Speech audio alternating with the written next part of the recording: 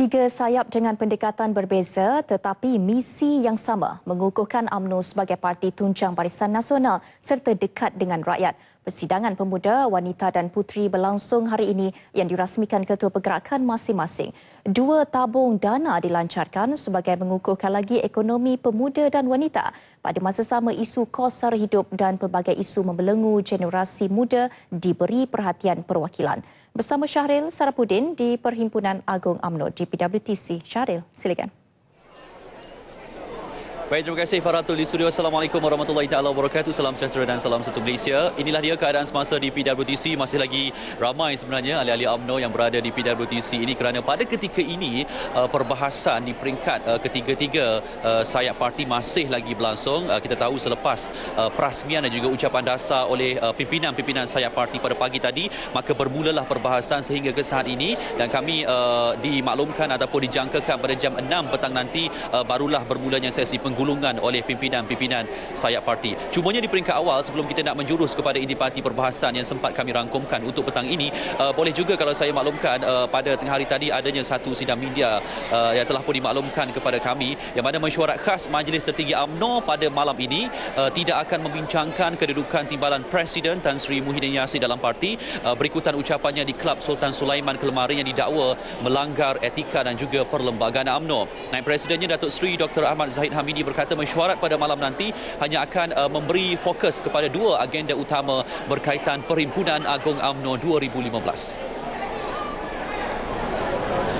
Secara lazimnya, agenda utama mesyuarat khas itu adalah mengenai perjalanan perhimpunan termasuk perkara yang akan disentuh pengerusi tetap dan timbalannya sepanjang mengendalikan persidangan.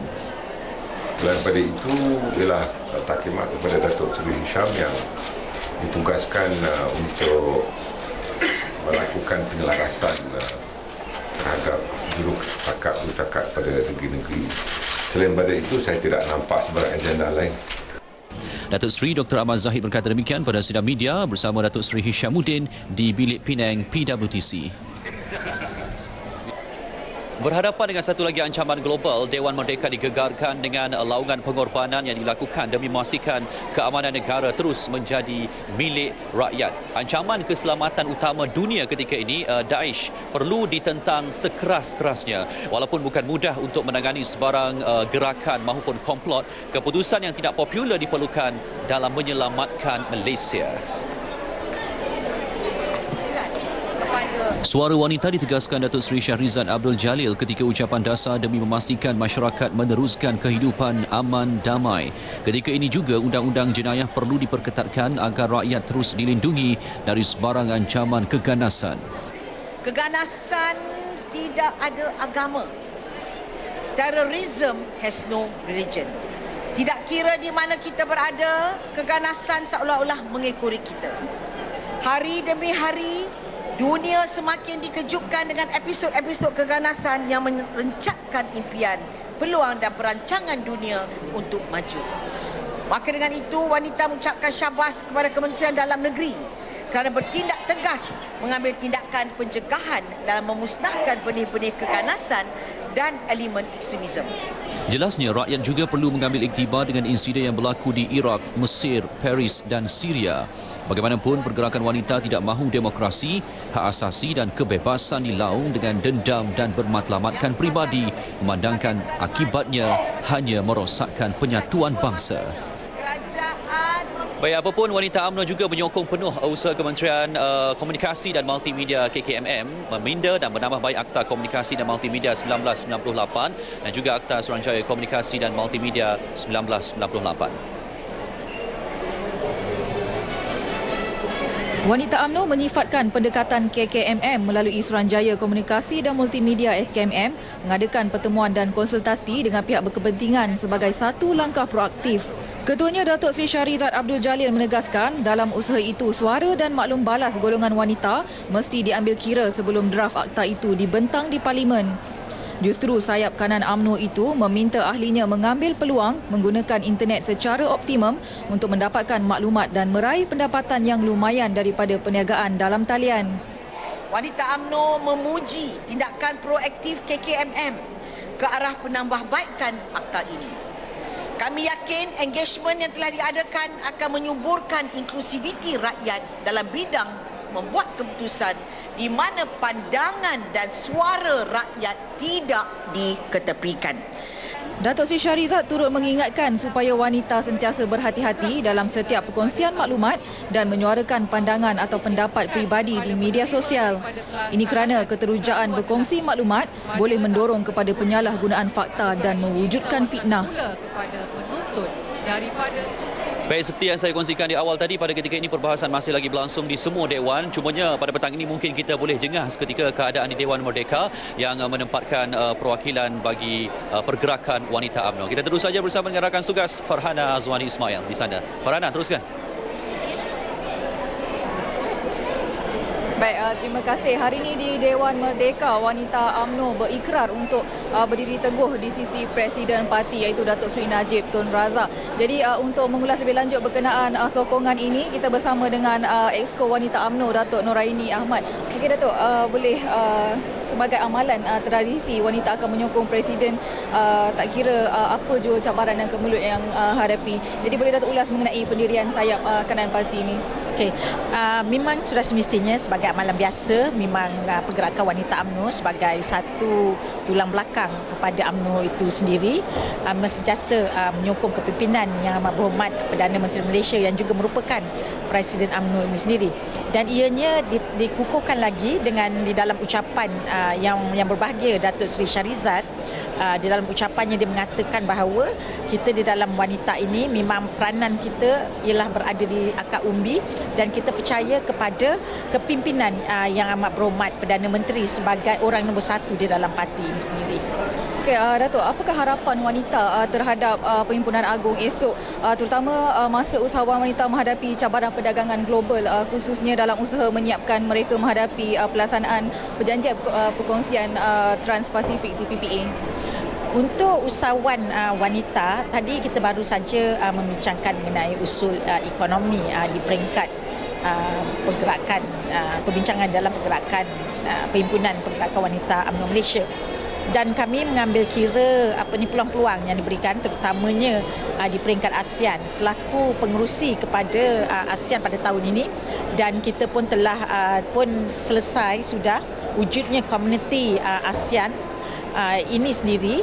Jadinya peluang untuk usahawan wanita ini adalah lebih, terutamanya ke negara ASEAN, dan sebenarnya lebih pada 30% daripada promosi yang dibuat, terutamanya saya juga secara kebetulan adalah pengurusi Matrin, adalah ditumpukan kepada peringkat ASEAN. Dan ASEAN ni secara kumpulan, ASEAN ni secara kumpulan adalah rakan dagang kepada Malaysia yang paling utama sekali selain daripada China. Jadinya peluang untuk usahawan wanita untuk berniaga dan keluar ke peringkat antarabangsa ini adalah lebih besar. Dan kita mempunyai success story dah yang mengatakan bahawa ramai daripada usahawan wanita ini telah pergi ke peringkat antarabangsa. Cuma kita mahukan lebih lagi wanita terutamanya di peringkat SME untuk berani ke hadapan dan merebut peluang, terutamanya apabila kita ni ada wujudkan ASEAN Community. Ya, terima kasih Datuk kerana sudi bersama RTM. Jadi setakat itu perkembangan dari Dewan Merdeka PWTC. Kita kembali bersama Syaril, silakan. Baik, terima kasih Farhana. Kerajaan disaran untuk menubuhkan Majlis Tindakan Ekonomi Wanita Negara MTEWN yang dipengerusikan Perdana Menteri Datuk Seri Najib Tun Razak. Ini bertujuan untuk melaksanakan semua polisi berkaitan ekonomi wanita dilaksana dan juga pergerakan majlis dipantau oleh Kementerian Kewangan. Dalam usul perbahasan ekonomi dalam Perhimpunan Agung Wanita UMNO 2015, Ketua Wanita UMNO Kuala Selangor mahukan pelantikan wanita dalam jawatan kuasa khas ekonomi diperluas. Memastikan semua polisi berkaitan ekonomi wanita dan segala keputusan kerajaan diimplementasikan. Kelima, memperbanyakkan peluang dan ruang perniagaan kepada wanita Bumiputera. Keenam, membangunkan usahawan wanita teknopreneurs dalam industri inovasi dan kreatif yang berimpak tinggi. Ketua Wanita UMNO Bagan Serai Zarina Abdul Majid menyokong penubuhan Majlis Tindakan Ekonomi Wanita MTEWN sebagai mengukuhkan lagi Pelan Pemerkasaan Ekonomi Bumiputra PEB yang telah dilancarkan oleh Perdana Menteri pada November 2013. Ini adalah kerana wanita merasakan sekiranya wanita di luar sana diberi pembelaan yang wajar. Wanita percaya mereka dapat menyumbang ke arah pemerkasaan ekonomi Bumiputra dalam negara secara keseluruhan. Selain itu, turut dibahas ialah fungsi wanita dalam landscape politik negara yang harus dimartabat agar suara wanita dapat didengar ke arah pemulihan ekonomi negara. Pendidikan dan Pengajian Tinggi Wanita UMNO Malaysia. Baik, itu di peringkat wanita. Sementara itu, pemuda UMNO juga mahu kerajaan terus tegas mempertahankan kawasan Asia Tenggara sebagai wilayah yang bebas dan berkecuali selain memastikan kedaulatan negara dan wilayahnya sama ada di darat maupun di laut tidak diceroboh. Pemuda turut merakamkan setinggi-tinggi tahniah kepada Perdana Menteri dan juga kerajaan atas kejayaannya menganjurkan sidang kemuncak ASEAN dan Asia Timur. Bukan sekadar hebat menganjurkan sidang kemuncak itu, malah menurut Khairi Jamaluddin, Datuk Seri Najib selaku pengerusi ASEAN dilihat hebat dari segi kepakaran diplomasinya kerana mampu mengimbangi kuasa-kuasa besar tanpa tunduk kepada sesiapa. Sedar atau tidak, Khairi berkata rantau Asia Tenggara sudah menjadi medan perselisihan kuasa-kuasa besar dan masing-masing cuba meluaskan pengaruh mereka terutamanya di kawasan strategik seperti Laut Cina Selatan. Namun Perdana Menteri mampu membuat ASEAN kekal sebagai kawasan bebas dan berkecuali. Kita tidak mahu persaingan kuasa-kuasa besar menjejaskan keamanan di Asia Tenggara. Kuasa-kuasa besar sama sekali tidak boleh dibenarkan untuk menjadikan Laut Cina Selatan sebagai sebahagian daripada medan persenjataan mereka. Mereka mesti menghormati persepadanan kita yang termaktub dalam undang-undang antarabangsa. Mengenai kedaulatan wilayah negara, Khairi berharap kerajaan bersiap siaga dan tegas dalam mematahkan ancaman yang masih wujud dari selatan Filipina. Kes-kes penculikan yang berlaku menjadi peringatan bahawa masih wujud musuh di luar dan sikitol yang membantu mereka dari dalam negara. Baik, sementara itu hari ini Perdana Menteri Datuk Seri Najib Tun Razak melancarkan unit Dana Bumiputra Pemuda UMNO. Dana ini sebenarnya bertujuan membantu usahawan baharu mendapatkan bantuan kewangan untuk memulakan perniagaan. Majlis pelancaran unit dana itu berlangsung semasa Perhimpunan Agung Pergerakan Pemuda UMNO yang berlangsung di Dewan Tun Dr. Ismail.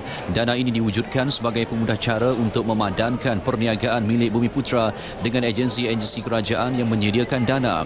Ia bagi memastikan usahawan mendapat manfaat bantuan dana daripada peruntukan yang disediakan. Majlis disaksikan Ketua Pergerakan Pemuda UMNO Khairi Jamaluddin dan Naib Ketuanya Khairul Azwan Harun.